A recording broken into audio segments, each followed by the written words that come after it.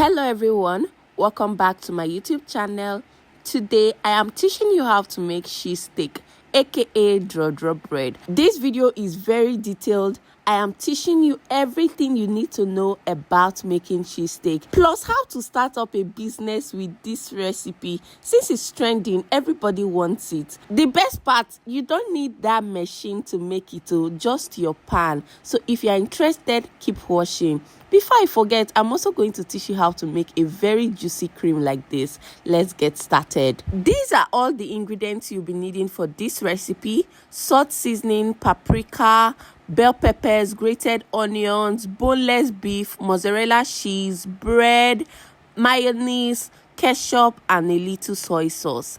Let's get started. Your choice of beef for this recipe matters. You have to go for a boneless part. That's where the name came from, steak, a lean part. Just screenshot this video and tell them to give you something like this, okay? Cut your beef thinly, just as you see me doing in the video. Transfer it to a bowl, and we are going to season this to perfection. Remember, I have listed all the ingredients you need at the beginning of this video. So right now, I'm just adding everything we need, from our salt, seasoning cubes, to paprika, soy sauce, and grated onions. Please don't slice your onions. Do it like this and it makes a lot of difference. You have to mix everything up together until the beef is fully coated. You can choose to marinate this overnight, but there's no time here. I'm just going to let this sit while I grate my cheese. For the cheese, what you need is mozzarella cheese. Grate some, thinly slice some, then you dice the rest. Do this and I promise you will get that stretchy effect you are looking for. As the video proceeds, I will show you when we are going to need the cheese. For now, get your non-stick pan or any pan you have at home. Add a little bit of oil and add in your marinated beef. Can you see how that beef is looking? It is well marinated. All the seasonings are coating the beef very well. Oh, I almost forgot my manners today. Hi guys, my name is Zezi's Kitchen and I share relatable food content, kitchen hacks, in fact, anything you need to know about your kitchen. Okay, back to the recipe. Now you have to stir fry this beef over medium heat. Make sure it is at least 80% cooked before you add in the bell peppers. Stir fry this and make sure it is looking tantalizing, just like what you're seeing on your screen. Please taste the beef as you cook. Make sure it is completely cooked.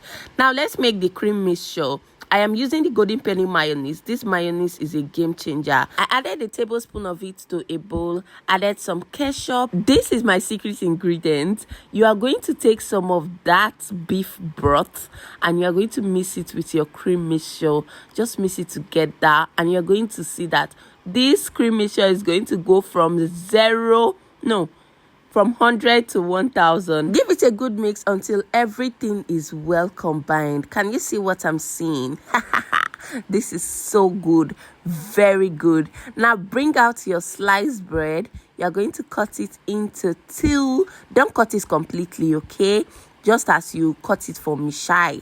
Just open it up like this. If you have watched up to this point, please do well to like, drop a comment. Even if it's a heart, just drop it for me in the comment section. Share this video with your friends and family and subscribe to my YouTube channel. Trust me, your cooking game is going to go from 100 to 1000.